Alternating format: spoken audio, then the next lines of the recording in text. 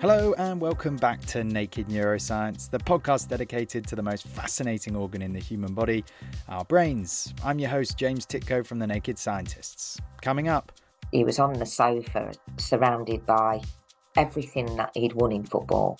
England caps, FA Cup winners medal, League Cup winners medal, but he remembered none of it. Everything football gave him, football took away.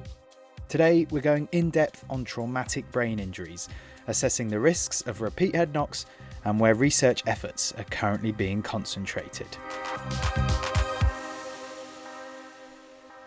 In the UK, 1 million people come to hospital with a head injury each year. Damage to the scalp or the skull is relatively easy to deal with usually, but the most pernicious problems arise for the people who have done damage to their brains. What's particularly concerning is that what can seem like a relatively minor injury at first can cause some patients to deteriorate very quickly. The challenges that need to be overcome to improve outcomes for the many patients who suffer brain injuries were discussed at a recent meeting of the International Neurotrauma Society here in Cambridge. Professor of Neurosurgery at the University of Cambridge, Peter Hutchinson, was there, and he gave me an overview of traumatic brain injuries. These injuries can be divided into two parts. They can be what we call focal, so that's like a blood clot, which is either between the skull and the membranes or the membranes of the brain, and big blood clots need urgent neurosurgery, an operation to remove them. The second type is what we call diffuse injury, where the brain is swollen and bruised within the confines of the skull. Now, if you bruise your knee or your elbow, for example, that will swell. It will then go down. The problem when the brain swells is that it's swelling and it's confined by the tight skull. So the consequence of that is the pressure will go up inside the head. And if the pressure goes up, the amount of blood going into the brain will reduce. Delivery of really important nutrients for the brain, glucose and the gas oxygen that we need to survive on, delivery is reduced. So there is cell death and swelling, which compounds the problem. So this vicious cycle of brain swelling in the tight skull, increased pressure, reduction in blood flow, reduction in oxygen, glucose, cell injury, further death and more swelling. And it's a case of the bigger the impact to the head, the worse the injury. Diffuse brain injury has a range of severity. The mildest is called mild traumatic brain injury, and the mildest variant of that is called concussion. So that is an injury that can occur with or without loss of consciousness. We don't fully understand what's happening to the brain, but this is usually a transient disturbance of brain function from a number of causes, to more severe diffuse injury through what we call mild, moderate, and the most severe is called diffuse axonal injury in pathological terms, and that's when there is quite severe injury to the structure of the brain, to the nerves and the supporting cells, that is associated with loss of consciousness, which can often be very prolonged, and these can be very challenging to treat. It's alarming what you said there about the concussions on the more mild end of the spectrum not necessarily having any symptoms, us not being able to detect when they've happened. As you say, so concussion may be so mild and transient that it may not even be picked up. You sometimes see that on the rugby field where somebody may or may not have a knock. They may be transiently dazed, but that can be quite a difficult diagnosis to make. Sometimes it is more obvious. There's a short period of loss of consciousness. Sometimes people have very few symptoms after a concussion, but classically patients do have a number of symptoms. These can be what we call physical, so headaches, visual disturbance, dizziness, impairment of balance. They can be what we call psychological or cognitive, so impairment of memory, impairment of concentration, thought processing and planning.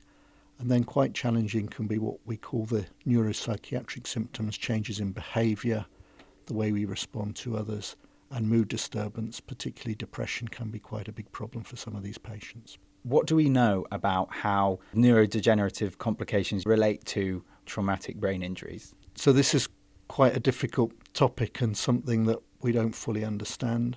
There is a concern that particularly after multiple concussive injuries or even one severe traumatic brain injury, following the acute stage, that there is an impact on the brain in the longer term. So the risk of getting what we call neurodegenerative disease, probably the most cited is some form of dementia, but there are other complications such as seizures or even Parkinson's disease. And there's quite a lot of work going on now to try and relate that initial insult to these problems in life. The challenge is, how do you do those studies? We can try and control people who've had brain injuries against the normal population and compare their brains. But in order to answer these questions accurately, we need to do what's called longitudinal studies, where we need to follow patients who've had a brain injury for many, many decades and those who haven't. There are also genetic and lifestyle factors at play here. That's the difficulty with ensuring we're addressing the causation here rather than just a correlation. Exactly. So just to break that down a little bit, the genetic makeup, our genes do influence our outcome from brain injury. There is a sort of protein, apolipoprotein E, and the type of this protein you have can influence on how well you recover from injury. But in the longer term, I think some of the consequences, particularly professional people who play high-level sport and then they suddenly stop playing it for whatever reason, maybe they've got another injury, has a profound effect on them, because this is their well-being, this is their life. So whether that is a result of brain injuries or whether it's that dramatic change in lifestyle is something that we really need to try and get to the bottom of. In that pursuit, do we have a good working hypothesis? I mean, people might be aware that dementia, Alzheimer's, it's because of this buildup of abnormal proteins in our brains. Do we have any guesses as to the mechanism from which traumatic brain injuries or even mild concussions lead to that? Yeah. So there's a number of studies trying to address the pathology and the pathophysiology of the link between the initial trauma and the dispositions in the brain later. But I don't think it's something that we do fully understand. There probably is some population link between brain injury and these later problems. But of course, how do you relate that to each individual? And that's of course is the challenge, where you're trying to differentiate between population studies and what in effect is a case report for each individual patient. Consultant neurosurgeon Peter Hutchinson there, outlining what we do know, but also some of the vast gaps in our knowledge of brain injuries. Next, we're going to hear from Dawn Astle, daughter of West Brom and England footballer Jeff Astle, who died in 2002, aged 59, from accumulated brain trauma likely sustained during his playing career. When my dad was about 54, so 1997 time, we noticed that he was just acting a little bit strangely and I guess saying things that were odd. He couldn't remember my son's name when he was born. He asked whether his mum was still alive and my grandmother had died, blimey, some 16, 18 years before. And we didn't understand what was happening to him, really. And my mum was really worried. Mum said to him, please go and see Dr. Jeff. I'm worried about you. And he agreed. So Mum literally rung the local medical unit up and they did some tests with him there. The doctor said to my mum, I'm sorry, Lorraine, but I think Jeff's got early onset dementia. Mum was just absolutely devastated, as we all were. And so tests and scans followed, and they basically said that Dad's frontal brain cells were dying and there was nothing anybody could do. From that day on, really, the disease took more of a hold as the weeks and months passed. He was incredibly restless still. He became aggressive at times, and he was never like that. He was on the sofa, surrounded by everything that he'd won in football. England caps, FA Cup winners medal, League Cup winners medal, but he remembered none of it. And I always say that, sort of looking back now, everything football gave him, football took away. And then the day he died, it was 19th of January 2002. And I remember that day as if it were yesterday. And to be honest, that day continues to haunt me every single day. And it was while we were eating this little birthday tea I'd put on, he started to cough and it was getting worse. And I remember my partner and my brother-in-law helped him to his feet, but then his legs gave away. We took him outside to sort of get some air, but this coughing just seemed to get worse, and we were screaming at him, literally screaming for him to spit the food out. You could tell there was food there, but he wouldn't spit it out. We were trying to open his mouth to get this food out. We just couldn't do it. It was just horrendous. And then there was that realisation as, oh my God, is he breathing? And I remember calling 999, and myself and my partner were giving him CPR, and it was just the most horrendous thing. And yeah, and sadly, Dad ended up choking to death. There was nothing any of us could have done to stop it, and believe me, God, believe me, we tried. I can only imagine, how difficult. Thank you so much for sharing that. You mentioned it was the game he loved and lived for that eventually ended up taking his life. Is Yeah. that something that was at the forefront of you and your family's minds after the diagnosis and as his condition got worse? I don't know. I don't know whether it was at the forefront because, to be honest, James, we didn't really talk about it very much. I guess in the background, there was always that, I wonder if, could it be type of questions that we all had. Dad was, he didn't have many opinions on many things. My dad didn't, probably apart from football, cricket, and horse racing, to be honest. But one thing that he really believed in and was quite passionate about was, believe it or not, organ donation. And Mum, when asked about donating Dad's brain after he passed away, she had no hesitation. I mean, I guess little did we know all those years ago how much his brain would reveal. And thank God we did. What exactly was it that came to light after your dad had passed away and his brain was handed over to the doctors? Mum had already had a phone call from somebody from the coroner's court saying that there was going to be an inquest into Dad's death. And it was during the inquest when the pathologist, Dr. Robson, he stood and described how badly damaged my dad's brain was. And it was something we weren't ready for and something that was very hard to listen to. And he found that there was considerable evidence of trauma to his brain, and it looked like the brain of a boxer's. But he said that the main candidate for this trauma, which apparently was right through the brain, right from front to back, left to right, was the heading of footballs. But it was the repeated heading, I think that was the key, that appeared to be the problem. And then, having listened to that, it was Her Majesty's Coroner, and then Andrew Haigh actually said Mr. Astle's type of dementia is entirely consistent with heading footballs, and his occupational exposure has made at least a significant contribution to the disease which has caused his death. It was given his position on the pitch, perhaps, right at the business end, where he was being asked to head the ball a lot, unknowingly putting himself at extra risk compared to some of his teammates.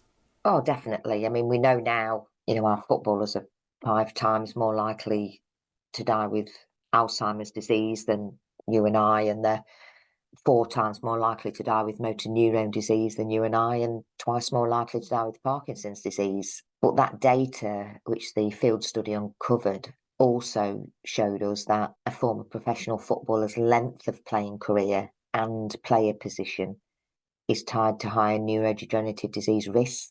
So centre halves, 5 times more at risk again, centre forwards, nearly 4 times more at risk. So Dad was a centre forward, and his professional career was, I think, about 17 years. Thank you so much to Dawn Astle, son of former West Brom and England striker Jeff Astle, for sharing her dad's story.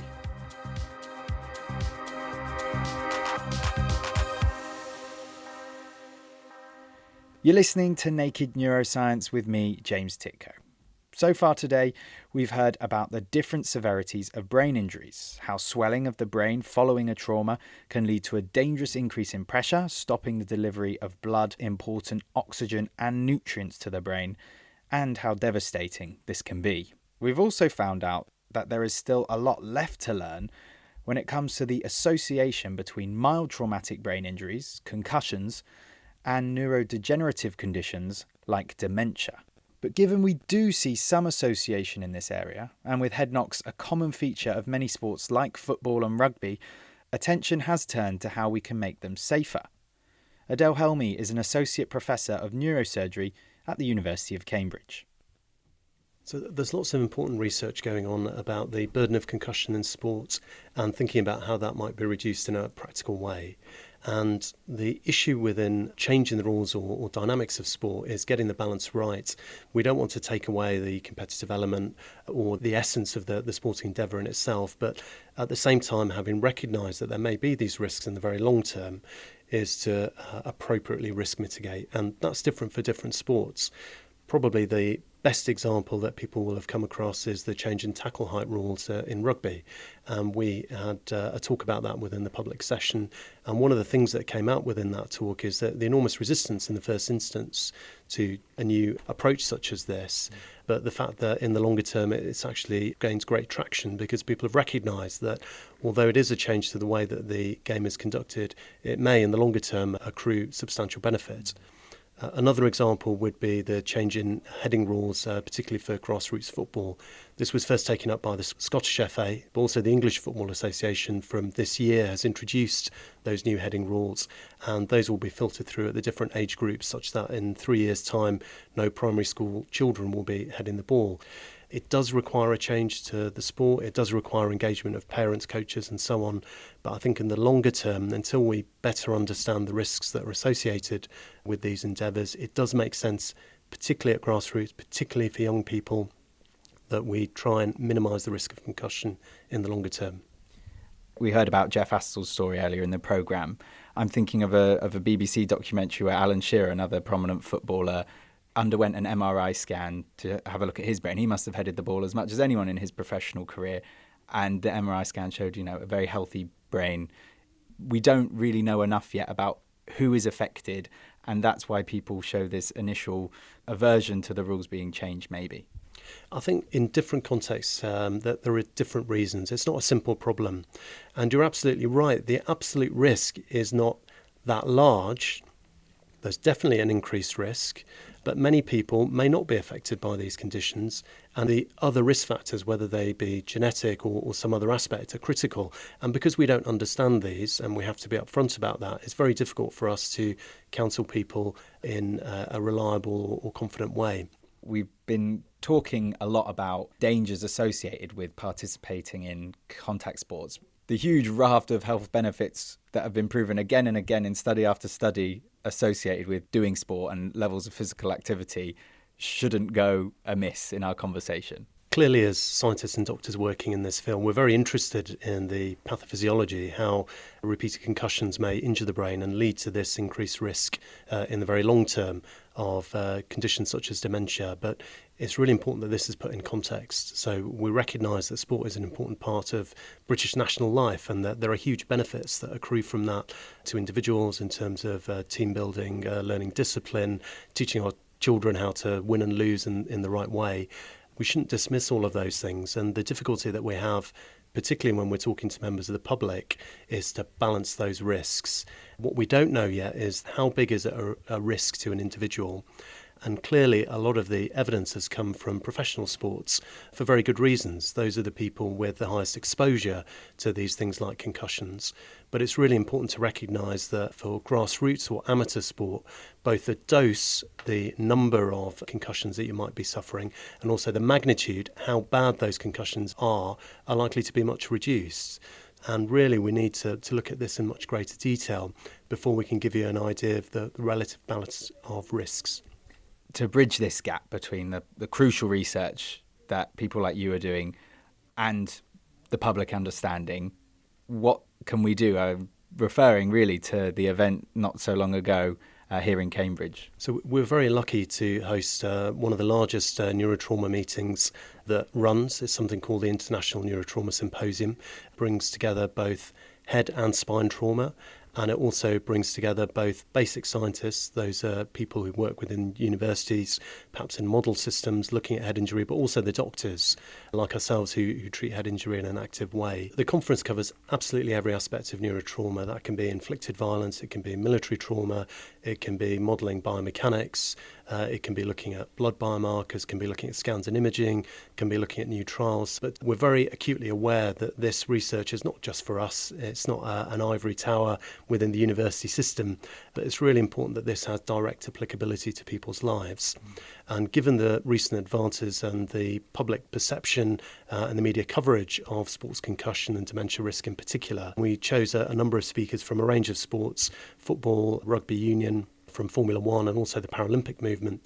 And this is essential both to engage with the public and learn what the priorities are for them, to allow us to draw in funding and engagement from different charities, but also to shape the sort of research that we do. That was Adele Helmy, who's also a consultant neurosurgeon at Addenbrooke's Hospital. Clearly, whatever changes to the rules of sports we make, we're not going to eliminate head injuries from happening altogether. That's why innovations from pitchside to ambulances to intensive care units are also needed to help avoid as many deaths and serious disabilities as possible. Alexis Joannides is a co-director of the Health Tech Research Centre at Addenbrooke's Hospital, which won £3 million of funding earlier this year from the National Institute of Health and Care Research to support the development of medical devices, diagnostics and digital technologies. If you try to make a difference, you have to take a structured approach. There are different parts of the patient pathway that you could tackle. There's preventing the injury in the first place. There's stabilizing the patient on the scene and in their way into the emergency department. Then there's protecting the brain from further injury in the hours and days after an injury, and that happens usually in intensive care. And then there's a whole piece of work and effort around rehabilitation and making sure after an injury you recover back to normal life as far as possible. A lot of different stages then. Let's zoom in on one particular part of the timeline as you've outlined it for us and how we're working to make an improvement there. If we look at acute monitoring, so this is usually happening once the patient has come to the emergency department, they've been stabilized, then there is a very vulnerable period, a critical period that the patient will usually be in critical care or the intensive care unit for severe head injuries. And there your focus is making sure the brain doesn't sustain any extra damage from what has already happened. So historically, neurosurgeons and intensive care physicians focus on brain pressure and making sure that doesn't go over a certain level that affects blood flow to the brain. But there are also other parameters, such as how much oxygen is getting into the brain from the blood, and also the metabolic status of the brain in terms of respiration and general metabolism. What we've been championing for a number of years now is a concept called multimodality monitoring, which is where you can have different readouts of the brain, pressure, oxygen levels, chemistry and metabolic demand. So how do you tackle that? Well, the most important thing is to know what are your readouts in terms of sustaining further injury. Could you just take me through why it's that combination of factors that is critical for medical professionals to have at their disposal during that time? So if you have this combination of factors, that enables you to tailor your treatments with the patient, be that giving salt solution to reduce the pressure, increasing the amount of oxygen delivered in the ventilator. So in order to customize what you give, you need to measure it. Now, if you say, well, how do we do that? Well, again, there's a number of stages. First, you need a device that allows you to put a number of different probes or thin wires into the brain safely. And then you also need to be able to measure the data and analyze it to work out what best to do. So, for example, we've just completed a phase 2 trial on having an algorithm for optimizing the pressure that the brain should be at with an individual patient. We're also working on a sensor that allows the chemistry, the metabolism to be measured in real time, because historically this would be done as a readout with a 4-hour time lag. So now we have more up-to-date information. And then really the ultimate outcome is looking at how the patient does down the line, and this is something that you would start doing at the critical phase before you start looking at what difference you've done down the line. Alexis Joannides, neurosurgeon and co-director of the Health Tech Research Centre at Addenbrooke's Hospital. And Alexis was mentioning there the many stages at which doctors are trying to improve their interventions to better serve their patients. And a crucial aspect moving forward will surely be better drug treatments and diagnostic tools. Professor David Menon is head of the Division of Anaesthesia at the University of Cambridge and the project lead of a £9.5 million research platform funded by the Medical Research Council, which is adding vital knowledge in this pursuit. I've been involved in traumatic brain injury research for the last 30 plus years. Over this period, there have been multiple trials of pharmacological agents which have consumed probably a couple of $1 billion, thousands of patients and pharmaceutical companies' investment, which have all failed to show any benefit in terms of improving outcome. And the question is why that should happen, because the preclinical models of disease suggest that these drugs should be working. And trying to investigate it, we came to the conclusion that 3 or 4 problems that needed to be addressed. The first was when pharmaceutical companies and other investigators took the results from preclinical models in mouse and rat and took it to humans, the assumption was that whatever pathophysiology, whatever mechanisms were present in those experimental animals were going to be there in humans. And what's more, they were going to have the same time course, the same importance. The second failure that they had was they made the assumption that because the drug got into the brain in these experimental animals, it would happen in humans as well.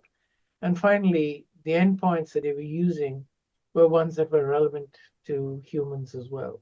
And it became patently obvious that this was not the case, that this direct translational route was not going to work. And what we needed to do was to have an intermediate step of what's been called over the years now experimental medicine, where we study what's happening to the disease process in humans. So that was the first part of it, trying to find drugs that did what they said on the tin, that they interfered with the processes of traumatic brain injury in a way that we expected. What is your new initiative, TBI Reporter, bringing to the fold here? Because brain injury is very variable, if you want to look at the effect of a drug, typically you have to study many hundreds, often 1,000 patients because of the variation in the injury severity and variation in outcome. But if you want to just look at what happens to a molecule that's responsible for inflammation, you can do that in smaller numbers, typically tens of patients. But instead of doing it in one center, TBI Reporter allows us to do that in 6, 8, 9, and eventually a maximum of 16 centers. Again, doing small numbers of patients, but getting through the studies much more quickly than we would if we were just doing it in Cambridge, for example.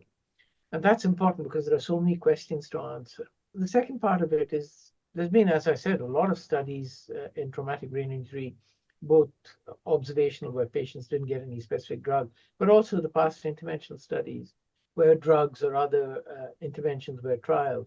The data were collected, we got the information, the papers were published, and then the information was never looked at again. Now, across all of these studies internationally, we calculated that there were over 100,000 patients. And bringing all of those together would provide the weight of numbers that would allow us to answer questions that were simply impossible to answer in any individual study. So it was all sort of just sitting there, that information waiting to just be assessed by neuroscience researchers like yourself and the network you've set up. Correct. So for example, by combining 2 studies, we got together 5,000 patients and understood the genetic contribution to the outcome from brain injury. And the bottom line is we found that about 25% of the variance in outcome is genetically driven. The card you're dealt with when you're born, genetic cards that is, have a huge bearing on how well or badly you do after the same sort of injury, but varying across patients. You mentioned biomarkers. I wonder if you could just paint the picture of the diagnostic scene in traumatic brain injury.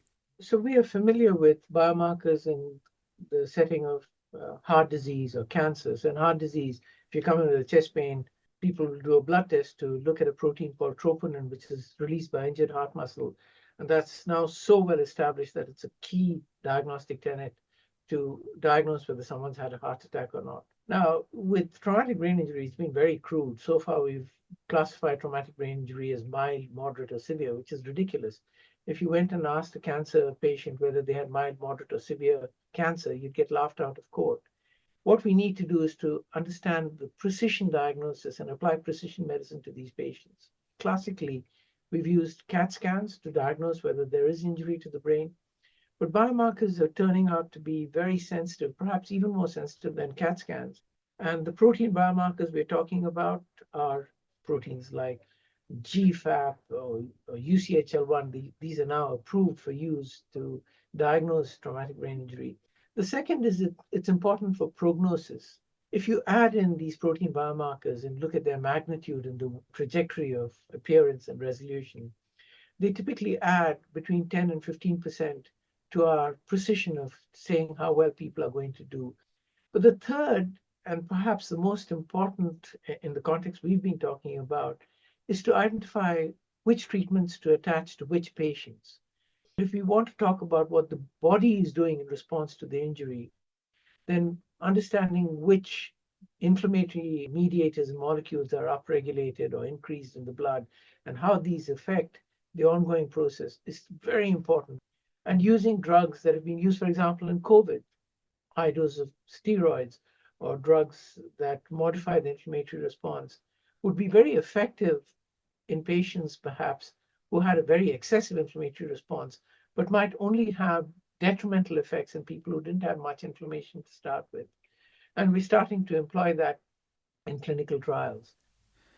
A promising note to end on. Thanks to David Menon, Professor of Anaesthesia at the University of Cambridge, and to all our guests who spoke to me on this topic. I don't know about you, but to me it feels like we're on the precipice of a significant period of progress in our understanding of brain injuries, owing to the tenacity of neuroscientists and doctors in the field, and the bravery of people like Dawn Astle, who have campaigned for years for greater awareness of the dangers of concussion, which have no doubt played their part in ensuring the vast sums rightly being allocated to the research projects we've featured today came to be. I hope I'm right and that we start to see better outcomes for as many patients as possible. Now though, to finish this episode of Naked Neuroscience, something altogether different. To mark 100 years since electroencephalography, or EEG, was invented, and because it starts with the right letter of the alphabet, it's going to be the subject of this edition of Brain to Z, where we take a subject from the world of neuroscience and make it as simple as ABC. From the word electro, relating to electricity, encephalos, the Greek word for brain, and graph, from the Greek word for something written or drawn, put simply, EEG is a medical test to monitor electrical activity in the brain. When Hans Berger was first experimenting with the technique in 1924, he was trying to find the physical origin of a phenomenon he called psychic energy. He believed that human minds could communicate with each other through space, and so he was searching for the biological mechanism, which led him to record electrical activity. Using two small metallic discs connected by wire, one on the conductive scalp and the other attached to the ear, a neutral reference, primitive EEGs showed alternative current flows in the wire proportional to the electrical activity sensed by the disc on the scalp. Thus, EEG provides a window into the living brain, with a continuous electrical readout of what's happening inside our heads.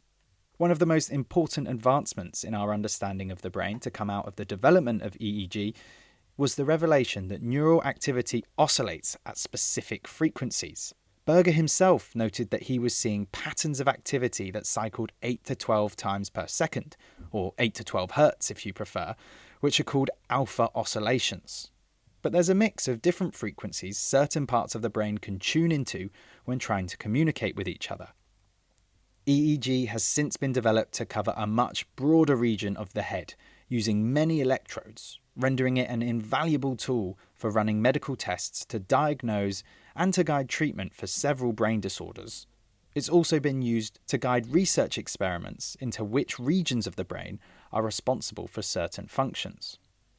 On the clinical front, back in 1934, a group of Boston physicians observed the rhythmic EEG spike wave appearance of seizures in patients with epilepsy. This was the first time the symptoms and behaviour of patients during seizures were correlated to a brain signal occurring in tandem.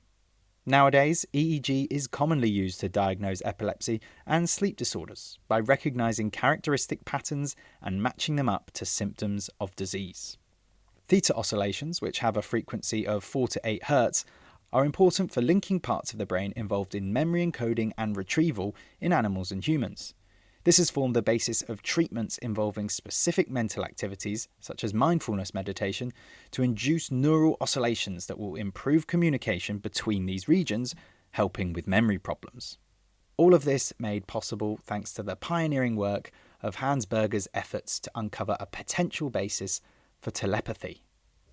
And in something of a full circle moment, earlier this year on The Naked Scientists, 100 years after the first EEG, Sam Nastes from Princeton University told us about his work using EEG to uncover the identical brain activity observed in people having a conversation.